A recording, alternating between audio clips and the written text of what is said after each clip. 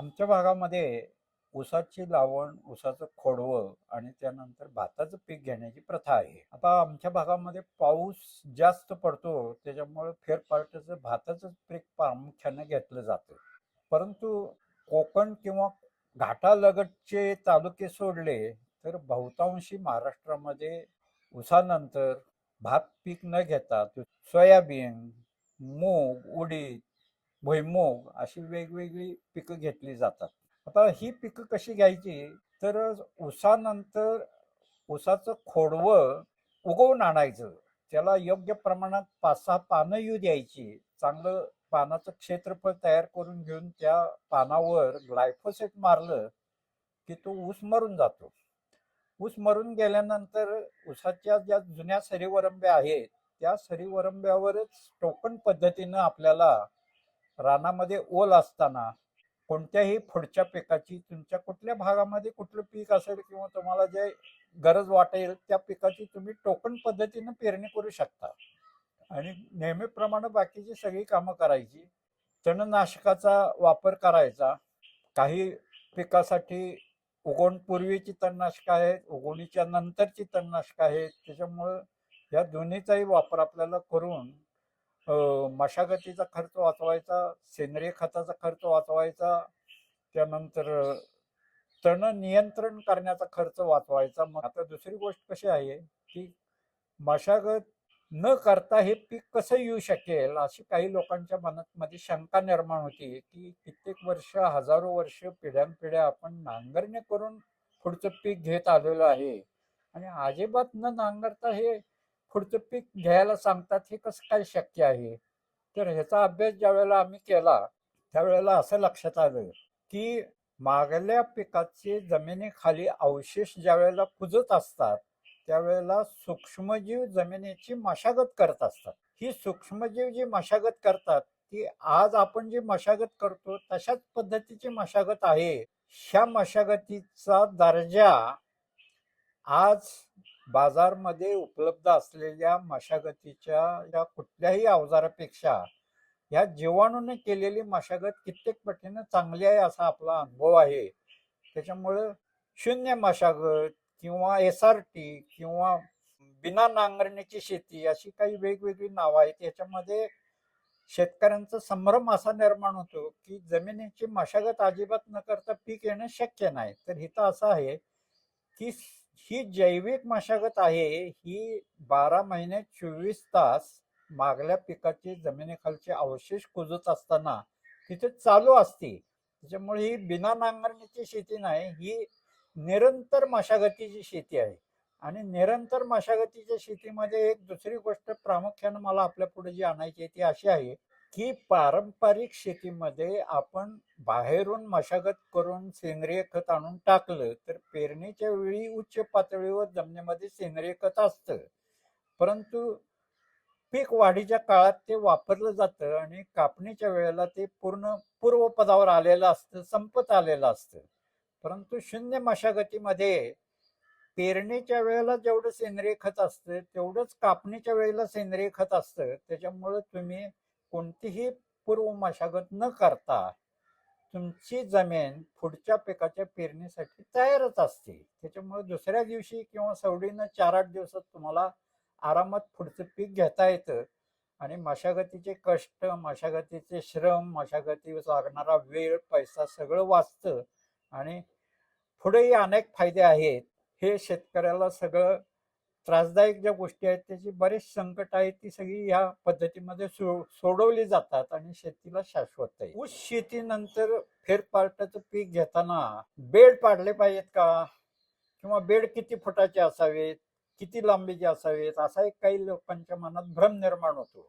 ऊसानंतर फेरपालटाचं पीक आणि इतर पिकानंतर फेरपालटाचं पीक अशी दोन गोष्टी वेगवेगळ्या आहेत.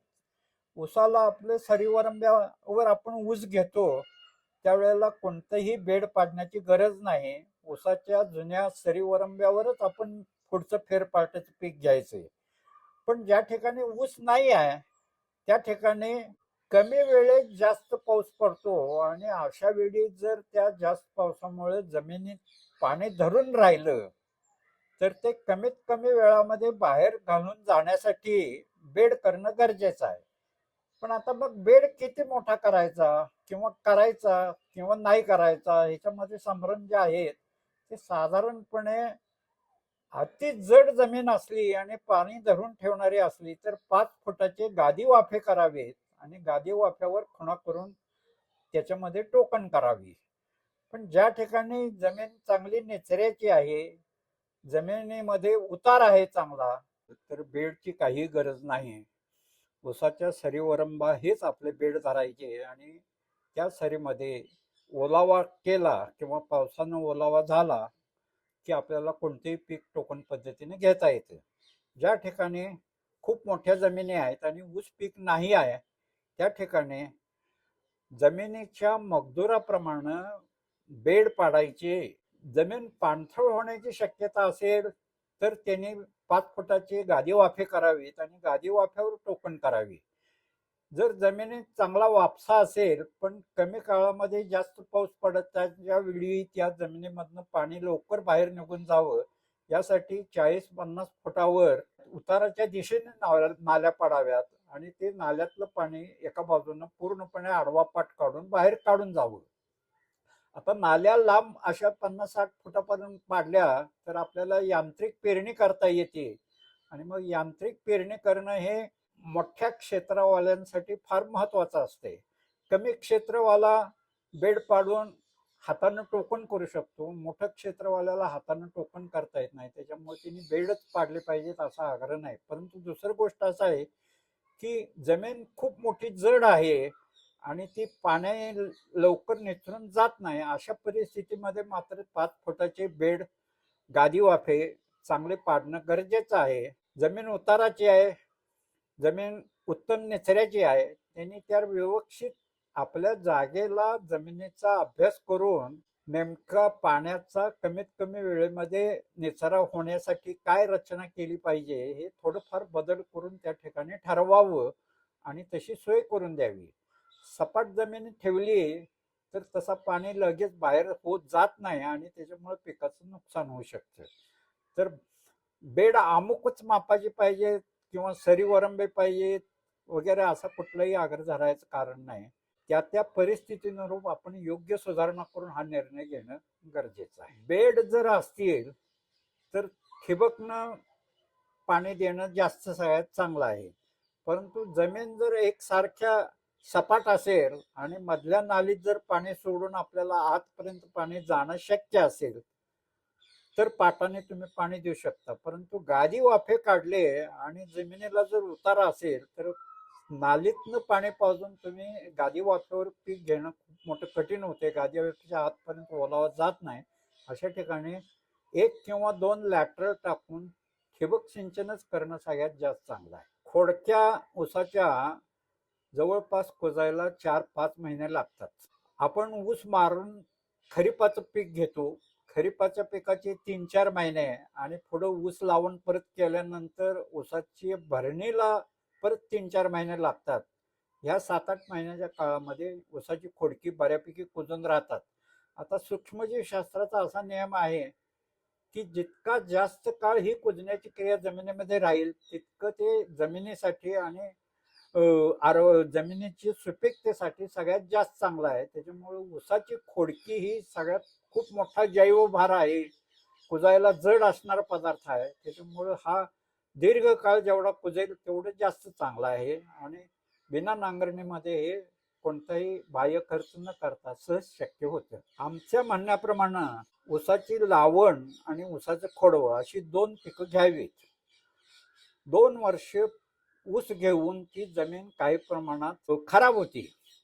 ही खराब झालेली जमीन परत एकदा ऊसाचं खोडवं मारून त्या ठिकाणी कुजवायचं आणि परत मूळ पदावर आणायची. त्यामुळे वापरून 2 वर्ष जमीन खराब करायची आणि 1 वर्ष फेरपालट करून जमीन मूळ परत सुपीक करायची. त्या सुपीकतेचा पुढची 2 वर्ष उपभोग घ्यायचा. असं साधारण आपलं फेरपालट असावा असं मला वाटतं. पुढचं ऊसाचं पीक त्या जुन्या सरी वरंब्याच्या सरीच्या तळामध्ये एक नांगराच त्रास मारायचं आणि नेहमी आपण लावण करतो त्याच पद्धतीनं ऊसाच्या पिकाची लावण करून टाकायची. आता ही लावण करताना तुमच्या फेरपालटाच्या पिकाचे जमिनीखालचे अवशेष हे वरंब्याच्या उताराला बाजूला राहतात, ते तसेच राहतात आणि ते पुढे दीर्घकाळ त्या ठिकाणी कुजून त्याच्यामुळेही जमीन सुपीक होती.